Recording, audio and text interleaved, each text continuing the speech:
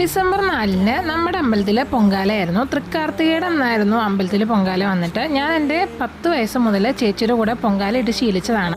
അതുകൊണ്ട് തന്നെ ഇക്കൊല്ലം മുടങ്ങാതെ പൊങ്കാല ഇടാനുള്ള ഒരു ഭാഗ്യം എനിക്കുണ്ടായിരുന്നു. ഞാനും അമ്മയും കൂടെ ആയിരുന്നു പോയിട്ടുണ്ടായിരുന്നത്. ഇതെൻ്റെ നേർച്ചയായിരുന്നു. എല്ലാ കൊല്ലത്തെയും പോലെയല്ല, ഇക്കൊല്ലം എനിക്ക് കുറച്ച് സ്പെഷ്യലാണ്. എൻ്റെ ഒരു ആഗ്രഹ സബലീകരണം കൂടെ ആയിരുന്നു ഇക്കൊല്ലം.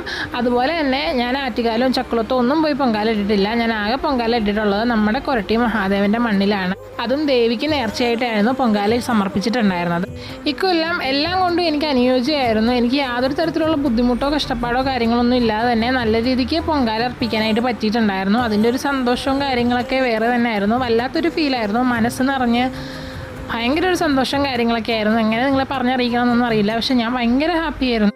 മെൻ്റലി ഫിസിക്കലി ഞാൻ ഒട്ടും ഓക്കെ അല്ലായിരുന്നു. ഒരുപാട് വിഷമങ്ങളും ബുദ്ധിമുട്ടും സങ്കടങ്ങൾക്കും ഒക്കെ നടുക്കാണ് ഇപ്പോൾ ഈ പൊങ്കാല അർപ്പിക്കുന്നത്.